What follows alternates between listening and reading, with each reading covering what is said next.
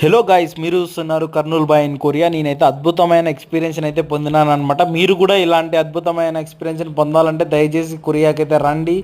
జాబ్కి అప్లై చేసుకోండి, చదువుకోవడానికి అప్లై చేసుకోండి, ఏదో దాన్ని చేసి ఇలాంటి అద్భుతమైన అవకాశాలని మీరు ఆస్వాదించాలంటే ఖచ్చితంగా మీరు కొరియాకి రావాల్సిందే.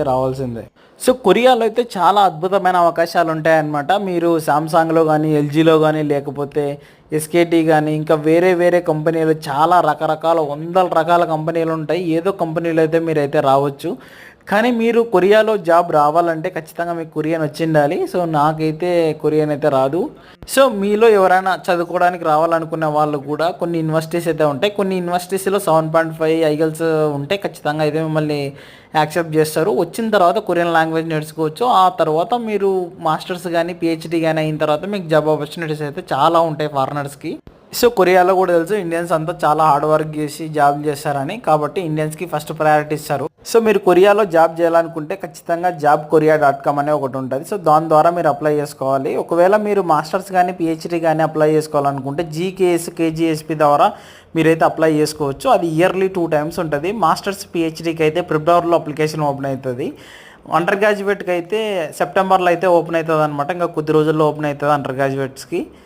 సో ఎవరైతే జీకేఎస్, కేజీఎస్వి ద్వారా వాళ్ళు అయితే వస్తారో వాళ్ళకి లాంగ్వేజ్ 1 year ట్రైనింగ్ ఉంటుంది. ఆ 1 year ట్రైనింగ్ అయిన తర్వాత అప్పుడు వాళ్ళు మాస్టర్స్లోకి ఎంటర్ అవుతారు. సో మీరు ఆల్మోస్ట్ అనమాట లెవెల్ 4, లెవెల్ 5 కొరియన్ లెవెల్స్లో ఉంటారు కాబట్టి మీకు జాబ్ ఆపర్చునిటీస్ కూడా బాగా వస్తాయన్నమాట.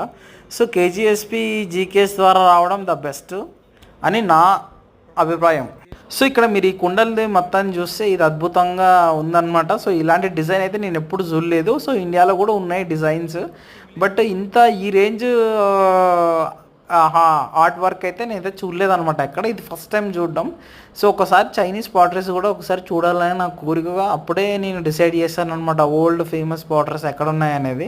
సో ఇక్కడైతే కొరియన్ ట్రెడిషనల్ టీ అయితే వాళ్ళు తయారు చేస్తున్నారు. గత వీడియోలో కూడా నేను అప్లోడ్ చేసినాను. ఇక్కడ ఎవరైతే ట్రెడిషనల్ టీ తయారు చేస్తున్న ఈ ముసలవ్వ ఇండియాకి అయితే వచ్చింది 30 సంవత్సరాల కిందట. అప్పుడు ఆ రోజుల్లో తాజ్మహల్ చూడడం కోసం ఆమె కొరియా నుంచి ఇండియాకి అయితే వచ్చింది. కానీ బ్యాడ్ లక్ ఏంటంటే తాజ్మహల్ దగ్గరకు వచ్చిన తర్వాత ఆమెకి వాష్రూమ్స్ అయితే దొరకలేదంట ఎక్కడ. సో ఆమె అదొక్కటే చాలా బ్యాడ్ ఎక్స్పీరియన్స్ అనమాట ఆమె లైఫ్లో.